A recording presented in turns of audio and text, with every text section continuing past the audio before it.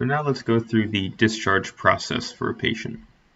Here we have a patient who presented with some chest pain. He's a low risk heart score, and we're going to plan on discharging him. So I have my chart done here. I have a nice history of present illness with a narrative. I have my review systems complete. My health status, past medical history, physical exam is all complete. My medical decision making includes my order profile, as well as my EKG interpretation, lab results, and then my re-examination. Now this is really where the discharge process begins. The discharge process is not just about paperwork, it's about making sure that we've appropriately discussed the results with the patient, we've discussed the follow-up plan with the patient, and we've done a sufficient reevaluation. So for example, in this patient, chest pain is one of the high-risk potentials. One of the highest risk for litigation is a missed myocardial infarction. So we want to make sure that we discuss that with our patient. So here I have a reevaluation note where I discuss the heart score of the patient, as well as alternatives, including his PERC score, potential for alternative diagnoses here, and then my discussion with the patient. Now this is the most important part, is that I discuss with the patient the risk of being discharged. I discussed the risk of a cardiac event, and I also discussed the potential for, instead of discharge, an observation admission for monitoring. I document that the patient understood the plan of care and the risks of this plan of care, and I document that he was agreeable to the discharge. So every patient you discharge, you should have a reevaluation note on, to some degree, as well as the discussion that you've had, if that includes a teach back for the discharge, or if that includes their understanding. If there's any abnormal vital signs earlier, you want to discuss that here, as well as the resolution of those abnormal vital signs. So if he came in tachycardic, I'd want to document that his tachycardia resolved here.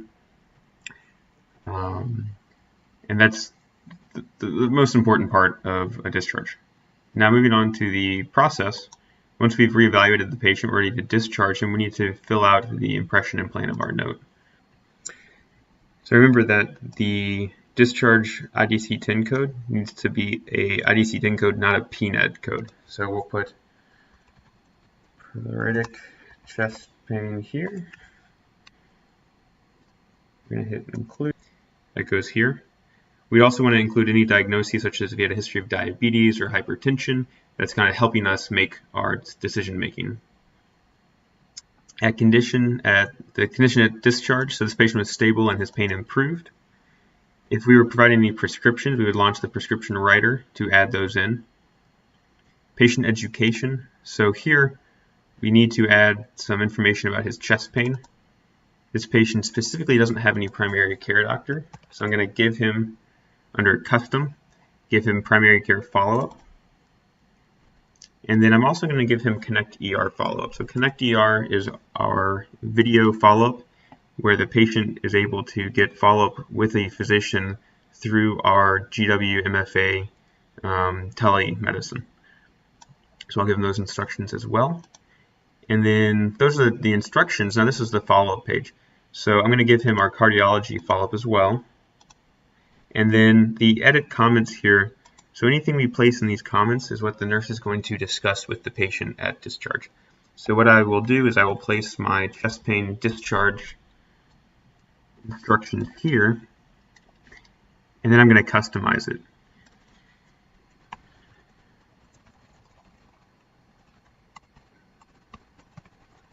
It's important to customize all of your discharge instructions because obviously not every patient is the same. Specifically, you need to discuss any specific lab abnormalities. So if there is an incidental finding on imaging, or if the patient is found to have a high blood sugar, that should be discussed here. Additionally, all of your discharge instructions should have specific reasons to return to the emergency department. So for example, increasing chest pain, palpitations, shortness of breath. These are all indicators that he should return to the emergency department. Additionally, your follow-up should be time sensitive. So you can't just say you should follow up with your primary care doctor.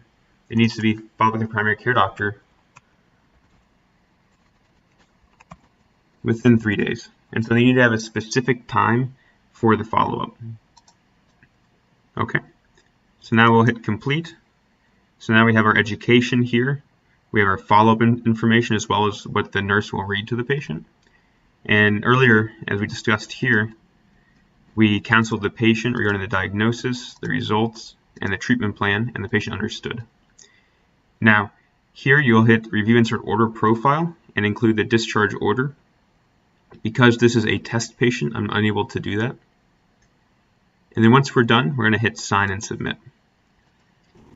Here in the comment box, we will write DCI done. That means our discharge instructions have been completed. And RX 0, that means no prescriptions. So if the patient was having any prescriptions, we'd write RX and then the number of prescriptions. In comment box 1, we're going to put needs attending discharge approval. This indicates to the nursing staff as well as the physician that your part or your role in the discharge is done and they are ready to be discharged. However, they need approval from the attending.